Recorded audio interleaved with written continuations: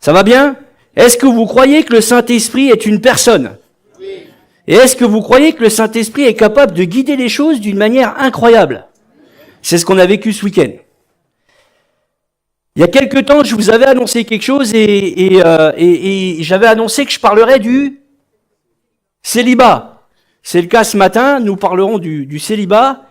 Et il s'est passé quelque chose d'assez marrant puisque le Saint-Esprit a dirigé ce week-end et hier, j'ai été invité sous l'autorité du pasteur des jeunes à intervenir. Il est gêné quand je dis ça. Hein. Ben si mon gars, c'est ton job. Hein. J'ai été invité à intervenir à New Way.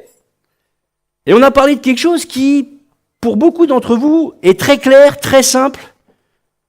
C'est le célibat et le sexe, et le mariage et le sexe. Et j'ai intitulé ce message hier, ça s'explique. Bibliquement, ça s'explique. Mais je suis sûr que vous êtes tous au courant de comment ça fonctionne, de ce que dit la Bible, de comment ça marche. En tout cas, les jeunes sont repartis hier, ils étaient éclaircis sur tous ces sujets. Bibliquement, et aussi j'ai pu intervenir avec Sandra, qui a pu apporter aussi sa vision de ce que c'est dans le couple, de comment ça fonctionne, de ce que dit Dieu, de ce qui est bien, de ce qui se fait, de ce qui se fait pas. Il y a eu beaucoup de questions, et gloire à Dieu, avec la parole de Dieu, on a pu répondre à toutes les questions. Et c'est ce que j'aime avec la Bible, c'est qu'on peut partir d'un truc très spirituel et revenir très vite à du terre-à-terre. Parce que quand la Bible est intégrée dans notre vie, eh ben, Dieu nous montre au travers de la parole de Dieu que tout ce qui est dedans, on le vit en plus. Et on peut le vivre avec Dieu ou sans Dieu. Et la parole de Dieu est tellement bien faite, puisque la parole de Dieu, l'apôtre Paul nous appelle à entendre un passage qui dit que il vaut mieux se marier que brûler. Et avant de commencer ce message sur le célibat, j'ai toujours été très intéressé de voir que Paul, l'apôtre Paul, utilise le mot brûler. Il aurait pu dire perdu. Il aurait pu dire, je sais pas moi. Voilà, par exemple. Il aurait pu dire plein de choses. Et il a dit brûler. Et comparer ça à une flamme, je trouvais ça très intéressant. Parce que du coup, j'ai comparé le sexe à un briquet. Ah, il y a des gens, je sens que quand je parle de ça, ça... Un briquet, vous avez deux façons de l'utiliser. Soit vous pouvez allumer un feu et vous chauffer.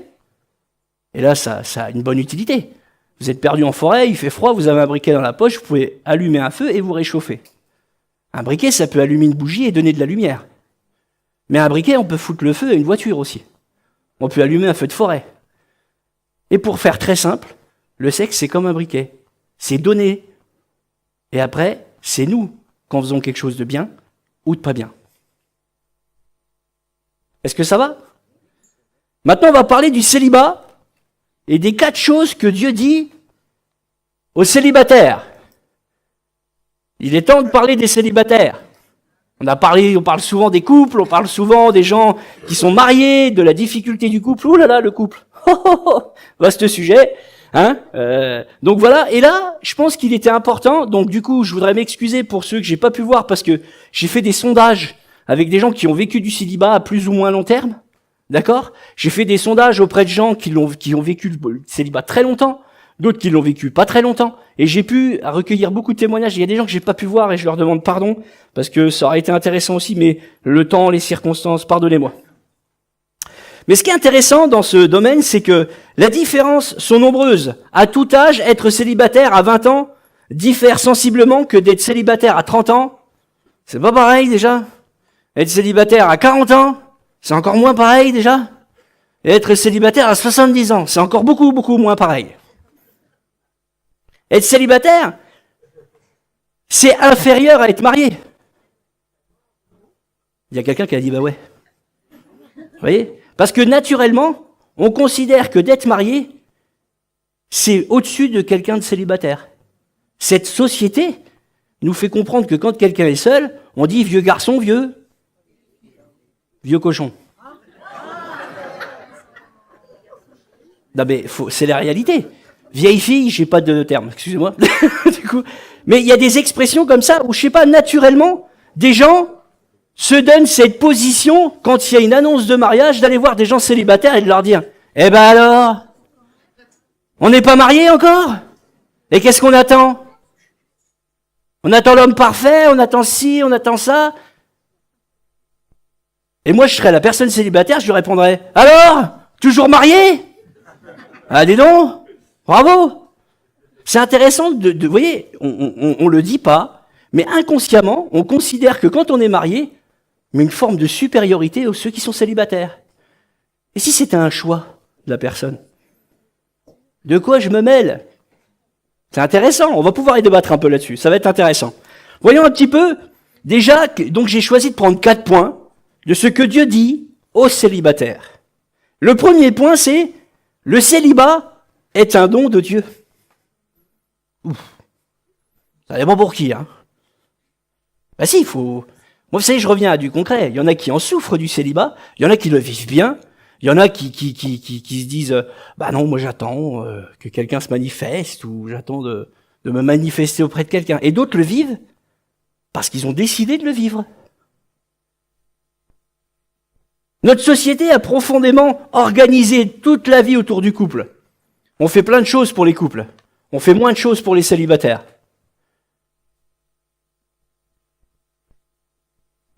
Et j'ai été étonné de voir que dans cette façon de fonctionner, le célibat est la seule perversion sexuelle qui existe, a dit un grand homme sur cette terre, un homme philosophe. Vous imaginez comment on prend les gens célibataires et on les met dans des cases bizarres. Vous savez, moi je suis quelqu'un qui vient sur du concret, alors je sais que je choque un peu, pardonnez-moi, mais c'est comme ça, moi je vous parle de la façon dont les gens voient les célibataires. Quand on voit un vieux célibataire, on se pose toujours cette question de se dire, il n'a pas réussi sa vie. Mais soyons francs. Là, je vois vos têtes, je rigole depuis tout à l'heure à l'intérieur parce que je vois les gens dire, ah non, c'est pas, oh non, dis pas ça. Vous savez, il faut arrêter le côté religieux et revenir à du concret. Quand on voit une vieille fille, on dit, ah, c'est déjà une vieille fille. C'est quoi cette expression? C'est une vieille fille. Donc dès qu'elle est mariée, elle devient une jeune femme. Mais toi, quand elle est célibataire, c'est une vieille fille. Vous avez vu les expressions, comment elles viennent vite? Est-ce que vous comprenez ce que je suis en train de dire? Comment on voit les gars? Moi, je dis souvent vieux garçon, vieux cochon, c'est vrai. Moi, une fois, je discutais avec un frère, et c'était un pasteur. Et il disait à célibataire, on était dans la voiture comme ça, puis il y avait un jeune derrière qui était avec nous, il avait 33 ans. Puis il dit alors, comment ça va, tout ça? Puis il lui dit, bah bien et tout. Il dit, bon alors, t'es marié? C'est cette question qui... Et je sais pas pourquoi les gens posent cette question dingue de savoir si les gens sont mariés. Et l'autre, il répond non. Il dit, 33 ans pas marié? Mon gars, quand les gens te regardent, ils doivent se poser des drôles de questions. Alors j'ai regardé le frère, je dis mais ça veut dire quoi ça? Ah, le gars il était laminé derrière. Hein. Je dis non, moi je suis pas trop d'accord avec ce qu'il est en train de dire. Hein. Je dis écoute, vis ta vie gars. Hein. C'est toi et le Seigneur, tu sais ce que tu as à vivre. C'est ton cœur et celui qui est devant Dieu et qui sait ce qui est bon pour toi. Mais c'est intéressant parce que je voulais vous amener dans cette philosophie de croire que, de comprendre que il y a une sorte de sous-fonction, vous savez, dans le célibat. Mais ça c'est les codes du monde. C'est pas ce que dit Paul. Parce que Paul amène le célibat comme un cadeau dans la Bible. Est-ce que vous le saviez ça? Et des religions ont mélangé ça. On dit voilà, Paul il a dit ça, donc il faut faire comme ça.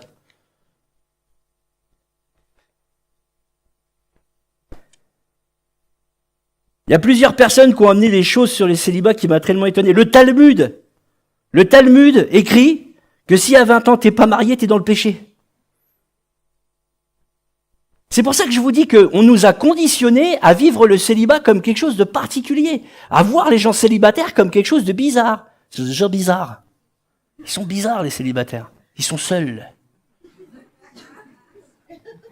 Donc qu'est-ce qu'ils font quand ils sont seuls?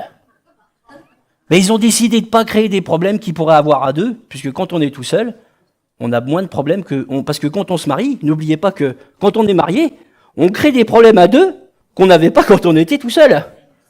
Ça, c'est important de le savoir. Tous les couples, ils disent, ah, ça c'est bien vrai, ça. Et généralement, les gens mariés, ils disent aux célibataires, attends, prends le temps, profite. Et les filles, elles disent aux autres filles, attends, prends le temps, voyage, fais des trucs, fais plein de trucs, profite de ta paye, après tu verras, ça va être compliqué. Parce qu'après vient les charges, les loyers, les trucs, faut penser à l'autre tout le temps, parce que quand t'es marié, après faut penser qu'à l'autre. Et puis quoi encore? C'est un peu ce qui est amené, hein, quand on parle, et c'est intéressant. Mais Paul parle du célibat comme un cadeau. Et on peut voir un premier passage, parce qu'on va quand même s'appuyer un peu sur la Bible, si vous le voulez bien. On va regarder 1 Corinthiens 7, verset 7. Je voudrais que tous les hommes fussent comme moi, c'est-à-dire célibataires. Mais chacun tient de Dieu un don particulier, l'un de manière et l'autre d'une autre, l'un d'une manière et l'autre d'une autre, excusez-moi. À ceux qui ne sont pas mariés et aux veuves, je dis qu'il leur est bon de rester comme moi. Voilà comment l'apôtre Paul annonce le célibat. Il l'annonce comme un cadeau. Et si vous regardez bien, il parle à toutes les populations dans ce domaine-là, dans ce verset.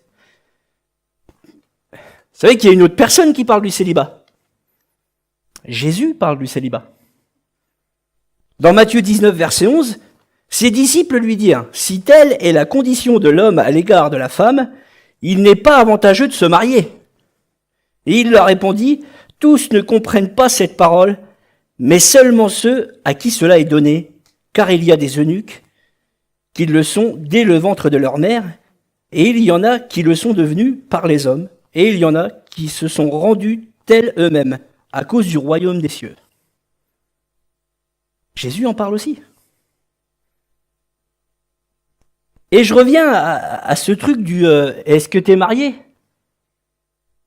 Comme si ça donnait un code de valeur. Comme si c'était un but en soi d'être marié. Quel est le but de votre vie, frères et sœurs? Hier, je parlais aux jeunes et je leur disais c'est quoi ton objectif premier? Je vous pose la question, à tout âge, pour ceux qui sont célibataires ou qui se sont retrouvés célibataires, aux veuves, aux veufs, aux divorcés, à ceux qui sont seuls, enfin, qui sont pas accompagnés aujourd'hui d'un compagnon, quel est le but de votre vie? C'est quoi le but de votre vie? J'ai fondé cette prédication sur des témoignages de gens qui sont seuls. Hein. J'ai eu l'occasion de vivre le célibat jeune. Et le célibat, il commence à partir du moment où ça frétille, si vous voyez ce que je veux dire. Où un garçon commence à avoir large de raison, parce qu'il y a un moment où on est aux petites voitures, et il y a un moment où on commence à regarder les filles un peu, ou les garçons un peu. On est d'accord? Et là, on n'est plus sur les petites voitures. Hein. On est passé à autre chose. Ou les poupées. On passe à autre chose. On passe au désir, à tout ça. Mais je suis d'accord. Ok, on reviendra sur ça tout à l'heure. Mais quel est le but de notre vie? Nous qui sommes célibataires, pour ceux qui sont célibataires et qui croient en Dieu, quel est le but? Vous avez une réponse à me donner? La volonté de Dieu. La volonté de Dieu pour notre vie. Quand on lui a donné sa vie, Dieu sait tout sur nous. Hier, je rigolais avec un frère, je lui disais, mais tu t'imagines si un jour on se retrouvait au ciel comme ça, et puis qu'il y ait un des anges de Jésus qui dit, tiens, bouge pas Fred, j'arrive. Et il prend la cassette de la vie de Fred et il dit, bah asseyez-vous, ce soir c'est soirée cinéma, popcorn pour tout le monde, et on passe la vie de Fred avec tous les détails, tous les trucs cachés. Je dis, ah, non, surtout, je me mettrais devant l'écran comme ça, je me cacherais, je dis, non, non, arrêtez ça tout de suite. Bah oui, parce que on est tous en train de se poser la vraie question, mais quelle est la volonté de Dieu aujourd'hui dans notre vie? Qu'est-ce qui nous anime en premier? Le mariage? Le fait d'être seul? Je parle aux gens mariés aussi, hein. Parce que quand vous parlez à un célibataire et que vous lui dites, mais pourquoi t'es pas marié? Mais qu'est-ce que ça peut vous faire? Pourquoi la personne devrait vous répondre? C'est pour ça que je dis aux célibataires, le prochain qui vous dit ça qui est marié, dites-lui, et toi t'es toujours marié? Ah, mais c'est quoi, c'est... Vous voyez, on est dans une forme de... Elle est 18 ans, elle n'est pas mariée. Mon beau-frère rigole. Parce que le célibat, c'est un cadeau de Dieu. Vous le savez, ça? Est-ce que vous savez que ce temps que Dieu vous donne est un moment à part pour lui? Parce que vous conditionnez votre vie à ce que Dieu veut pour vous. Si Dieu en a décidé, et je vais dire quelque chose de très sensible ce matin. Quand Dieu décide de reprendre quelqu'un dans la vie de quelqu'un d'autre, c'est très sensible ce que je veux dire. C'est Dieu qui l'a décidé. Parce que Dieu sait tout. Pourquoi? C'est pas notre problème. Il nous l'expliquera quand on sera dans le ciel. Mais maintenant que vous êtes seul, Dieu vous donne 2 circonstances, 2 choix, mais c'est votre choix, c'est pas le nôtre, c'est pas à moi de vous. C'est à vous de décider quelle est la vision que vous voulez reconstruire ou pas dans votre vie. Mais dans ce temps entre deux, choix ou pas choix, décider de se remettre avec quelqu'un ou d'avoir quelqu'un ou pas. Ce moment, ce laps de temps où vous êtes seul, est-ce que votre objectif est fixé sur le fait de absolument trouver quelqu'un ou de justifier pourquoi vous ne trouvez pas quelqu'un? Ou est-ce que vous allez vous dire, Seigneur, je vis ça comme une opportunité maintenant, parce que tu es en train de me mettre à part et je ne sais pas pourquoi, mais si tu me mets à part, c'est pour un but bien précis. Est-ce que vous êtes d'accord avec ça ou pas? Spirituellement, oui.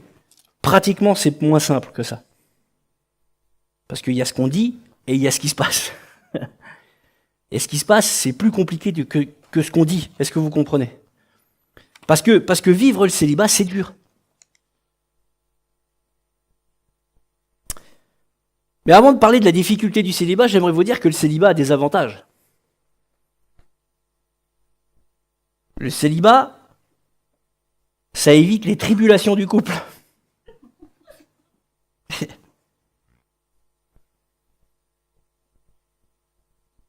Un des inconvénients, même lorsqu'un couple fonctionne bien, c'est que la vie de couple est compliquée.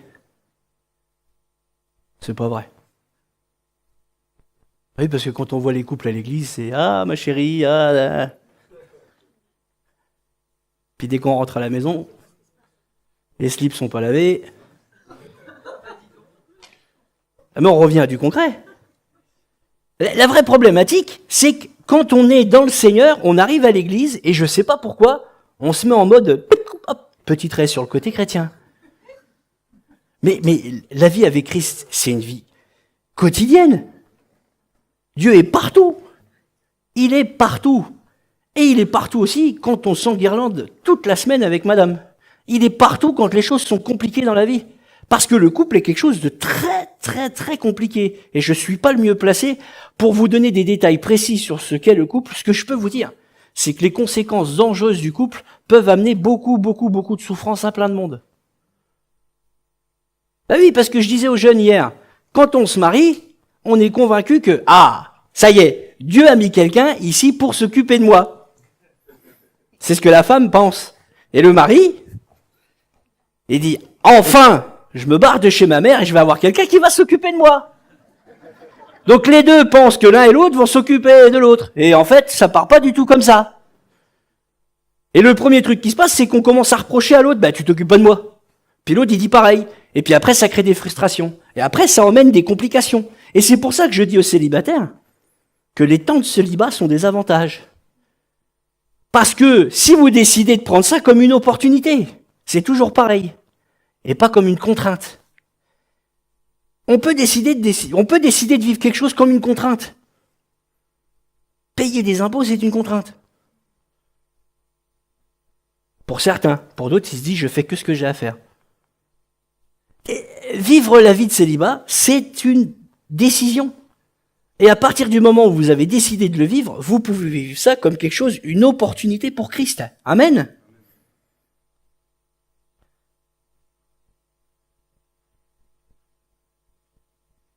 Paul dit dans un passage, il écrit dans 1 Corinthiens 7, verset 28, « Si tu t'es marié, tu n'as point péché. Et si la Vierge s'est mariée, elle n'a point péché. Mais ces personnes auront des tribulations dans la chair, et je voudrais vous les épargner. » C'est marrant, tout ce que je viens d'étayer, c'est biblique. Alléluia.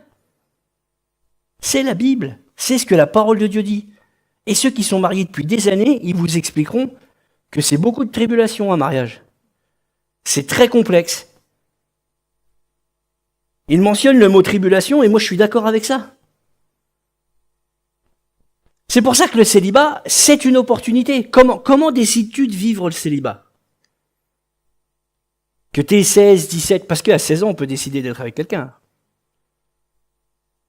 À 17 ans, à 18 ans, à 20 ans, à 30 ans, à 40 ans, on peut décider de trouver quelqu'un. C'est si facile.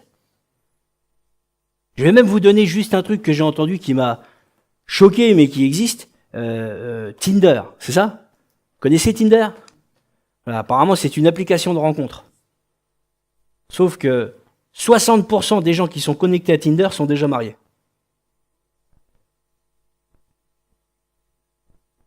C'est intéressant. Quand je vous dis que le couple, il y a des tribulations. Et c'est pour ça que le célibat, c'est aussi une opportunité, quand on est dans le célibat, de prier pour le futur conjoint, pour ceux qui ont décidé de se marier. Mais pour ceux qui ont décidé de vivre le célibat, foutez-leur la paix. Laissez-les tranquilles. Arrêtez de poser des questions gênantes. Et un dernier conseil, frères et sœurs. Et je prends ça d'un pasteur qui m'a enseigné là-dessus. Arrêtez d'inviter les célibataires quand vous avez ce petit coup d'émotion le 24 décembre pour juste jeter à la tronche votre bonheur dans votre vie de famille. Inviter un célibataire et lui dire, tu vois, maintenant qu'on a partagé la dinde, toi aussi c'est possible pour toi ça. Toi aussi tu peux vivre une vie de famille avec les bonnets, les chaussettes, les cadeaux. Pourquoi t'es pas marié? Mais c'est horrible. Un célibataire, on s'en occupe, quelqu'un de veuf, quelqu'un de seul, on s'en occupe toute l'année. Et comme on est, je sais pas moi, ici par exemple 90, si chacun invite une fois par mois un célibataire, regardez, toute l'année ils sont occupés. Mais non, on l'invite à Noël. On l'invite à Noël, et on lui dit, tu vois, c'est ça le bonheur, c'est la famille. Alors que le célibataire, si lui il a décidé de vivre son célibat comme un moment privilégié pour servir le Seigneur, pour être quelqu'un à 155% pour Christ, vous êtes juste en train de détruire ce que Dieu veut dans la vie de cette personne. Compliqué ce que je suis en train de dire. Faire attention à la façon dont on fonctionne avec les gens. Faire attention à nos frères et sœurs, à ceux qui sont là, à ceux qui sont en train de vivre quelque chose de particulier. Parce qu'en plus, ce que vous savez peut-être pas, c'est que vous êtes en train de dire quelque chose à quelqu'un qui, lui, est en train de vivre quelque chose d'extraordinaire avec Christ. Et vous êtes à côté de la plaque. Mais vous êtes convaincu que le petit bonnet de mariée de Noël, tout ça, on a compris que quand on était en train de faire le petit repas, on était en train de jeter notre bonheur à la tronche à quelqu'un, en étant convaincu que c'était ça le vrai bonheur, alors que la personne d'en face, peut-être que le vrai bonheur, c'est d'être entier pour Christ. Amen. Désolé, j'amène les choses avec beaucoup de...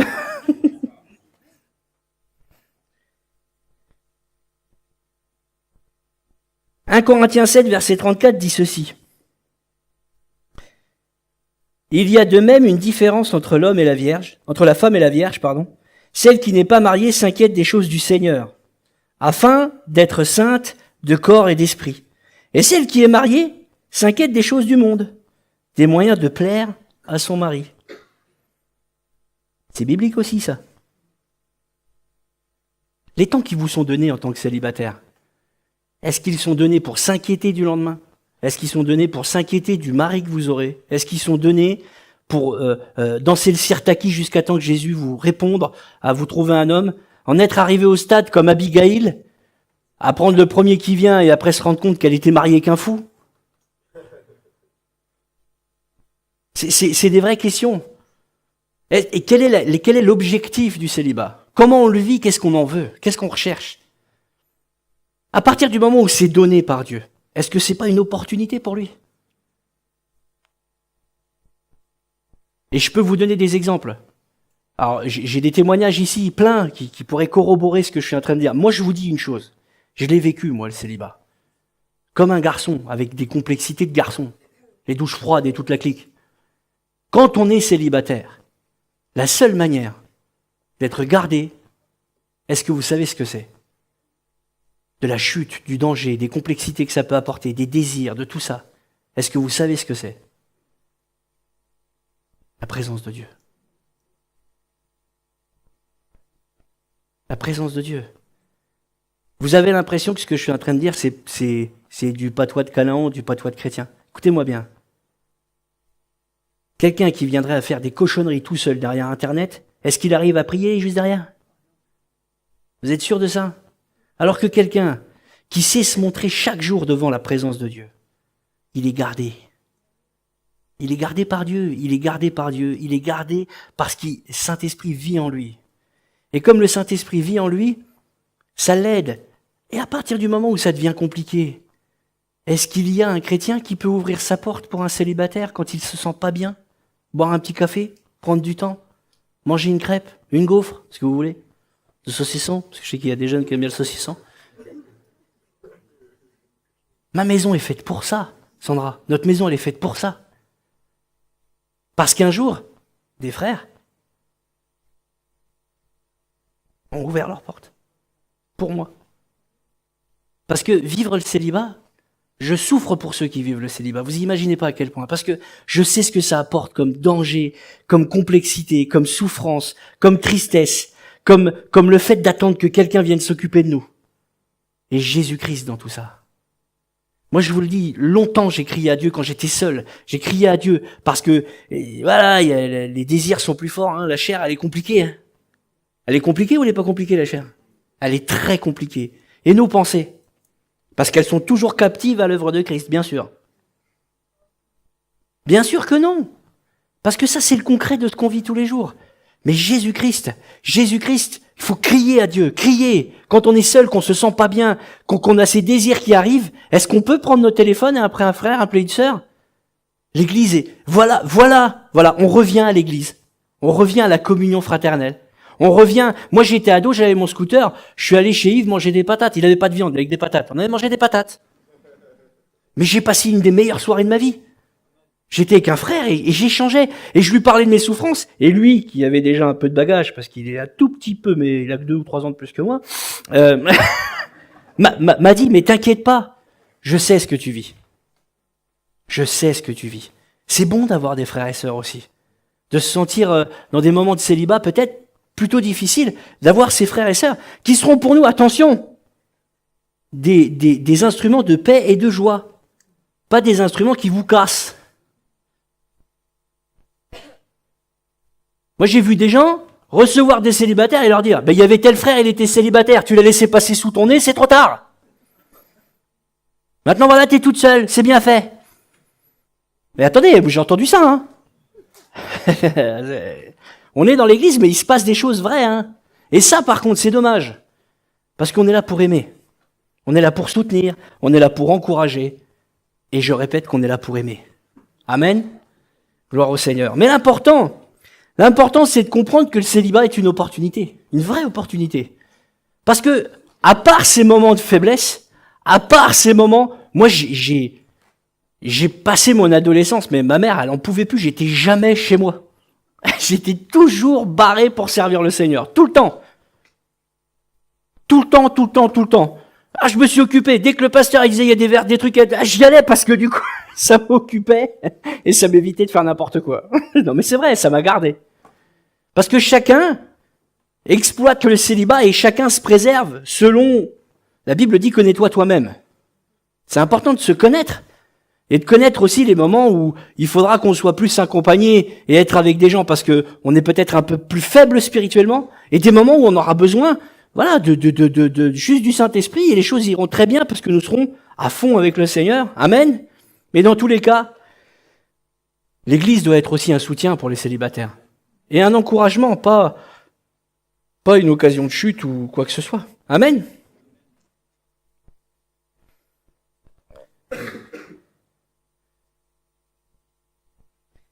Je terminais ce point en disant qu'effectivement, quelqu'un qui décide de vivre le célibat, même jeune adulte, même vieux ado, il peut se consacrer à 100% pour l'œuvre de Dieu. 100%. La Bible dit même que de profiter de sa jeunesse dans le célibat, c'est quelque chose d'extraordinaire pour Christ. Jésus le voit. Pour les célibataires endurcis, les célibataires qui ont vécu ça, soit par obligation, soit ou par choix, vous êtes une œuvre excellente dans cette Église. Sachez-le. Ceux qui ont décidé de mettre du temps à part en tant que célibataire pour servir le Seigneur, vous êtes une bénédiction dans cette Église. Vous n'êtes pas inférieurs à des gens mariés. Vous êtes des vraies valeurs, des soutiens. Parce que plus que jamais, vous avez du temps. Et je sais que ce temps, vous le prenez pour louer, pour prier, pour accompagner, pour soutenir, que ce soit au téléphone, dans vos paroles, dans votre manière d'être. Soyez richement bénis, vraiment. Moi, je vous encourage à tenir ferme. tant qu'une autre saison ne s'ouvre pas pour, je sais pas, ou quelqu'un, ou pas, soyez bénis par Dieu. Parce que vous êtes des encouragements dans cette église. Et être célibataire, c'est difficile. C'est le 3e point. C'est difficile d'être célibataire. Non? Alors, comme ça, personne ne sera obligé de lever la main parce qu'à Reims, c'est intérieur. Qui vit son célibat avec une extraordinaire joie? Que quelqu'un lève la main. C'est vrai? Oh, j'ai honte. Toi aussi? Oh, j'ai honte. Moi, je l'ai pas vécu comme ça. Oh là là. Alors là, bravo, je vous... mais c'est quand même un bon thermomètre de voir que des mains se lèvent. Non? C'est quand même un bon thermomètre. Parce que ces gens qui ont levé la main ont compris leur identité en ce moment. Je leur rappelle ce que Dieu veut d'eux. C'est important.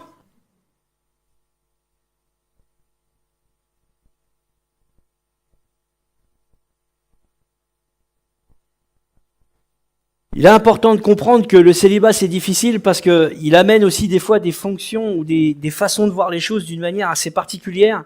Il nous amène à voir le célibat avec tristesse parce que celle qui vit ou celui qui vit le célibat en attendant quelqu'un est toujours dans cette souffrance.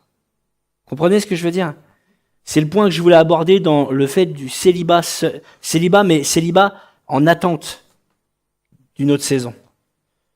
Ce célibat nous amène à avoir des réactions. On voit des gens, je côtoie des gens qui sont célibataires et qui ont des pics d'humeur, qui est logique, parce qu'ils sont dans l'attente de quelqu'un.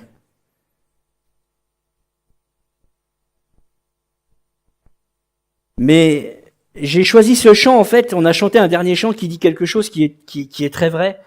Il dit, ta présence c'est le ciel pour moi. Et je crois que dans ces moments de difficulté, dans le célibat, il est important de revenir à Christ. Et de ne pas oublier que c'est la présence de Dieu qui est l'unique chose qui nous affermit, qui nous fait du bien, qui nous renouvelle. Parce que quand on oublie ça, on oublie aussi que l'attente se fera pas si longue, que l'attente sera pas si complexe, parce que Jésus-Christ est avec nous, Jésus-Christ nous encourage. Souvent les célibataires vivent des choses avec Christ que des gens mariés ne vivent pas. Parlez à quelqu'un qui vit seul. Je peux vous garantir que quelqu'un qui vit seul et qui tient ferme dans la foi, il a une foi, c'est du béton armé. Parce que dans les difficultés du célibat, il y a des difficultés charnelles. Non? Et ces difficultés charnelles, on les vit, oh ben non. Alors certains pasteurs parlent de douche froide, ça calme les ardeurs. Hier, c'était intéressant parce qu'on a abordé un sujet qui est compliqué, parce que le sexe et le célibat, c'est quelque chose de très compliqué. Alors la parole de Dieu dit des choses, et puis il y a le concret. Il y a ce qui se passe dans la vie. Il y a ce qu'on vit tous les jours. Il y a nos moments de doute, nos moments de faiblesse, nos moments compliqués, ça tourne dans la tête. Et c'est là où il est important de revenir à la parole de Dieu. Il est important de ne pas oublier que la pièce maîtresse de notre vie, c'est la parole de Dieu. C'est celle qui nous guide dans ces moments de difficulté, dans ces moments de faiblesse charnelle.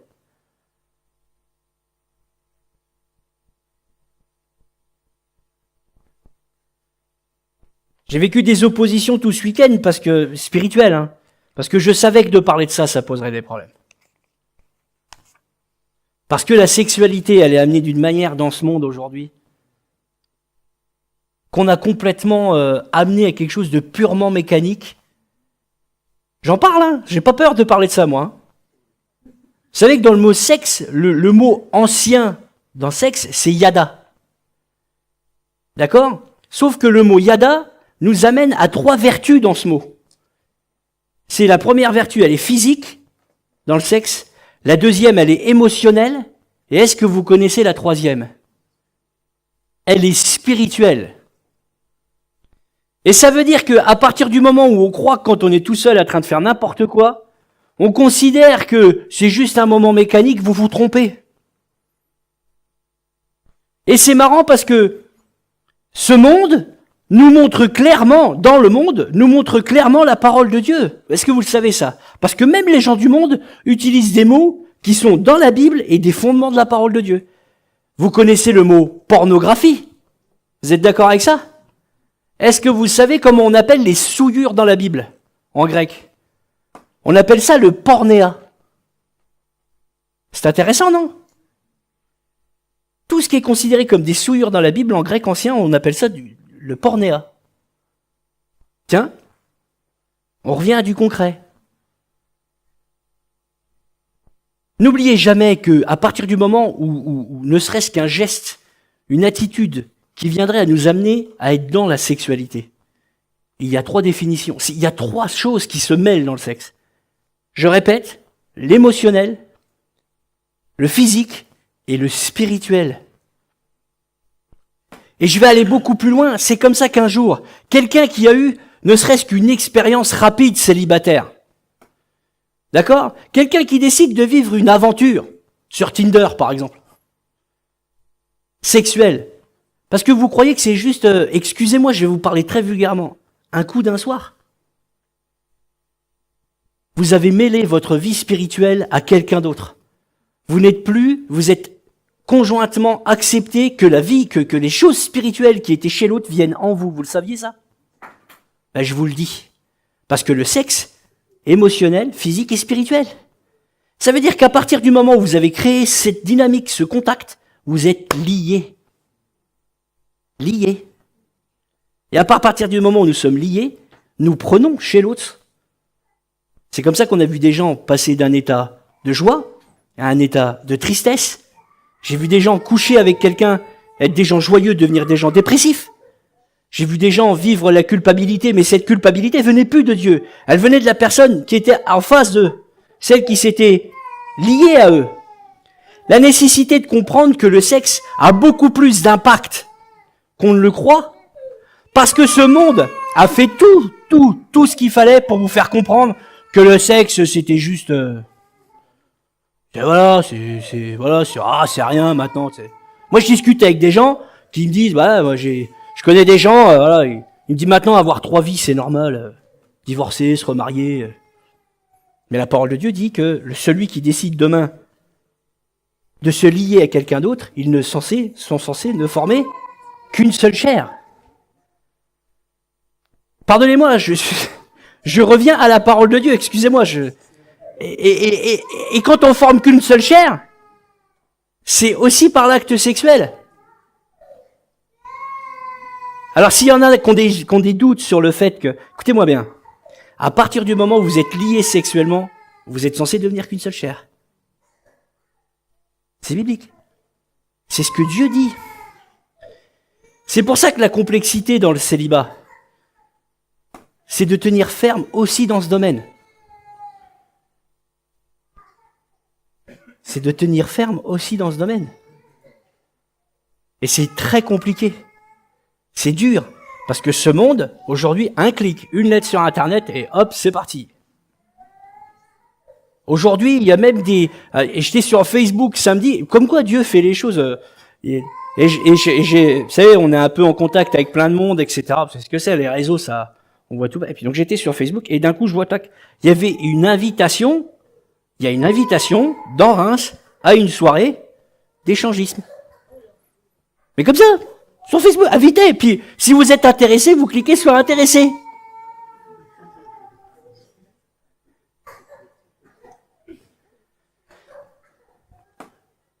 Beaucoup de gens rigolent, mais dans la période, dans les moments de célibat, ça a déjà pas traversé l'esprit à quelqu'un?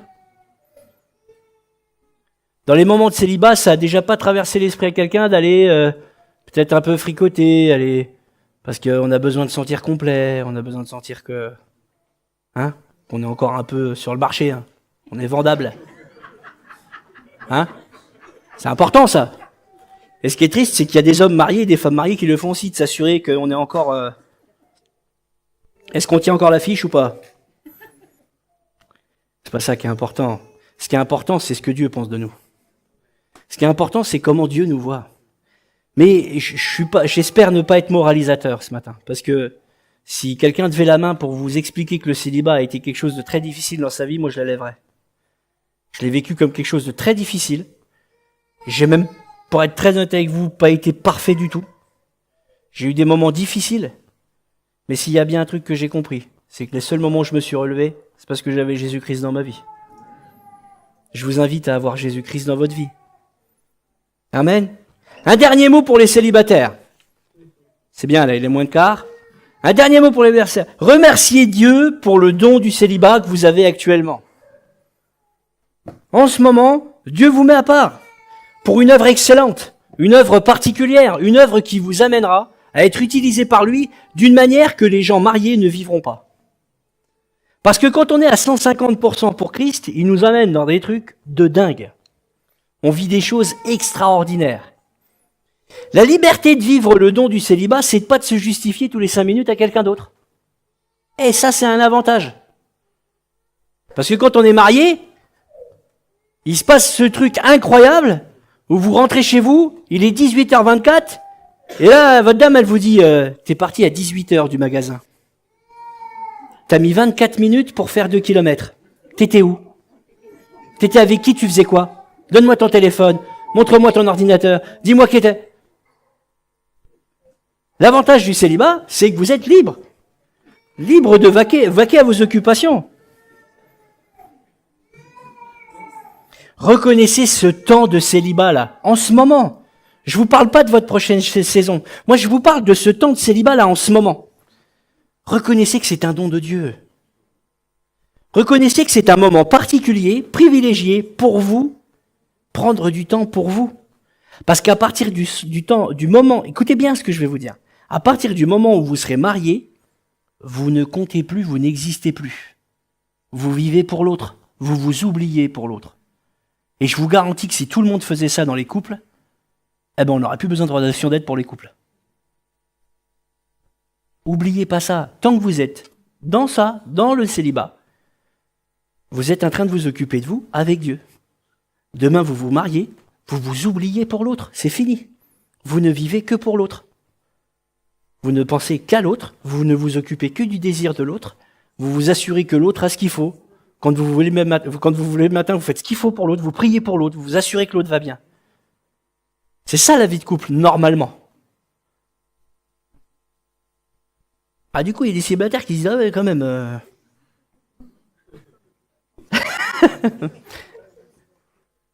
Tâchez d'en tirer quelque chose d'important. Parce que si vous vivez le célibat comme un don, demain, pour ceux qui auront décidé de passer une autre saison, vous serez des outils extraordinaires pour ceux qui sont dans le célibat.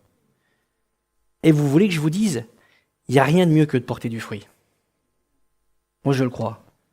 Je crois que c'est toujours les fruits qui parlent. Et quand quelqu'un a vécu son célibat pendant des années, comme j'ai côtoyé des frères et des sœurs il y a des années, où ces frères et sœurs ont été des exemples, moi, quand j'allais les voir, je faisais pas le malin parce que je les voyais mais fermes dans ce qu'ils vivaient et j'étais touché. Et j'ai été conseillé. Et après, quand ils ont passé leur saison, j'ai été honoré de parler avec eux. Et quand ils me disaient, bah, tu vois, on a tenu bon. Bah, j'avais beaucoup de respect pour ces frères et sœurs. Amen. Encore un petit conseil pour ceux qui vivent le célibat. Autant que possible, vivez selon Dieu. Il est facile pour les célibataires de tomber dans des styles de vie égoïstes, centrés sur soi, et dans le péché, etc., ou d'autres choses. Entraînez-vous à la discipline et rendez compte à tous vos amis que le célibat est quelque chose aussi d'extraordinaire.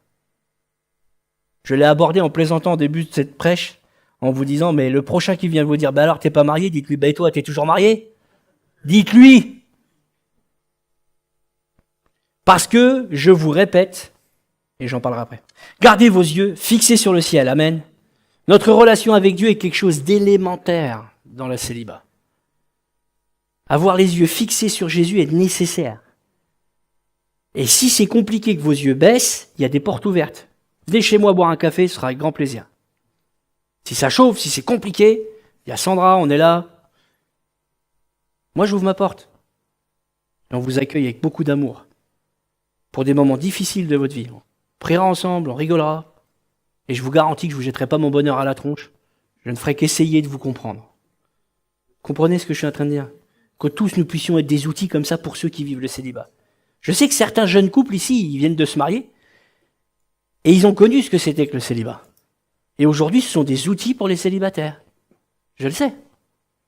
Des outils précieux, parce que eux ont connu ça, et aujourd'hui ils disent, voilà, t'inquiète pas, la porte, viens boire un café, viens discuter, viens prendre un temps. C'est important. Amen.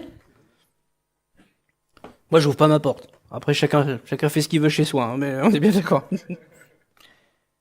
Un dernier mot pour les couples. Du coup, quand même, non? Allez.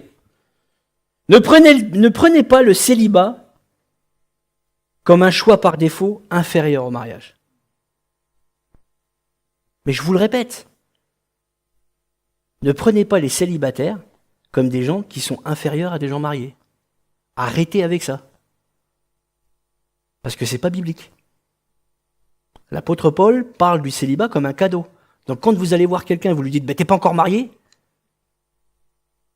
il y a une consonance bizarre dans le truc. Parce que chacun fait ses propres choix devant Dieu. Parce que je vous répète que ce monde nous a construits comme ça. Voilà, tout est fait pour être autour du couple, pour le couple. Et s'il y en a qui veulent rester seuls, mais bénissez-les. Ce sont des bénédictions dans cette église. Ils ont fait ce choix d'être entiers pour Christ. Pas vrai, maman? Entiers pour Christ. Entiers pour Christ.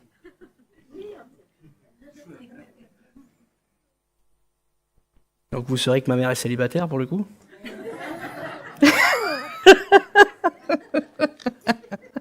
Pauvre maman. Entier pour Christ. Et je sais qu'elle est entier pour Christ. Souvenez-vous, votre famille, c'est l'église tout entière. Les gens mariés. Notre famille, c'est l'église tout entière. C'est pas que les autres couples. C'est aussi les gens qui sont seuls. C'est aussi les gens qui sont célibataires. C'est aussi les jeunes célibataires. C'est aussi les vieux célibataires. C'est aussi ceux qui sont veufs, veuves. C'est ça l'église. Je parle au couple. Souvenez-vous des gens qui sont seuls. Parce que la solitude, c'est quelque chose de terrible. Je l'ai vécu pendant presque 8 ou 9 mois. J'ai été seul et Dieu m'a isolé par des circonstances que Dieu avait décidées. Et la solitude, c'est quelque chose... Quand on se sent pas bien, c'est difficile. Mais nous, les couples, nous pouvons peut-être être des outils dans cette église. Pour ouvrir notre porte, pour inviter. Amen. Et je répéterai au couple pareil. Gardez vos yeux fixés sur le ciel, parce que n'oubliez pas que le mariage terrestre est important, mais qu'il ne durera pas. Célibataire et marié, il y a un verset qui est important de savoir lire, qu'il faut qu'on lise. Gens seuls, gens mariés, on va lire ce verset ensemble. Gens célibataires et gens mariés, on va lire que l'agneau qui est au milieu du trône les paîtra et les conduira aux sources des eaux de la vie, et Dieu essuiera les larmes de leurs yeux. Amen. Et il y a un deuxième passage qui dit que bientôt nous serons conviés aux noces de l'agneau. Et que notre objectif, c'est de retrouver Jésus. Parce que nous sommes mariés à Christ, nous l'Église. C'est pas notre premier but, ça? Marc 12, verset 25. Car à la résurrection des morts, les hommes ne prendront point de femmes, ni les femmes de mari, mais ils seront comme les anges dans le ciel. Aspirez-vous aux choses du ciel. Eh ben voilà ce qui se passera dans le ciel. Il n'y aura plus ni homme ni femme. Nous serons tous des anges. Et nous occuperons juste de louer Jésus. Amen. Que le nom du Seigneur soit béni. On va prier. Je vais inviter le groupe de louanges à venir. Merci Seigneur. Merci Éternel pour ce que tu nous accordes de vivre ces situations complexes qui est le célibat ou complexes qui est le couple. Mais en tout cas, Seigneur, ce matin, la condition même, Seigneur, des gens qui sont seuls et célibataires, tu veux leur accorder une bénédiction spéciale ce matin. Je voudrais te remettre chaque personne ici qui vit le célibat comme un don de Dieu, chaque personne qui vit le célibat comme quelque chose de difficile, chaque personne qui vit le célibat comme quelque chose qu'il n'a pas choisi. Éternel, je voudrais que tu leur accordes une bénédiction particulière, une onction particulière. Merci aussi à l'Église, Seigneur, que tu accordes, Seigneur, à Reims, d'avoir des gens qui sont aussi mariés, qui prennent soin de gens qui sont seuls. Seigneur Jésus, nous voulons être selon ce que toi tu es, selon ton cœur, Jésus. Une Église qui est selon le cœur de Dieu. Éternel, merci de nous donner cette condition de vivre les choses parfaitement. Que le nom du Seigneur soit béni. Amen. Gloire au Seigneur. Et qu'est-ce qu'on va chanter? Ferme assurance. J'ai une ferme assurance.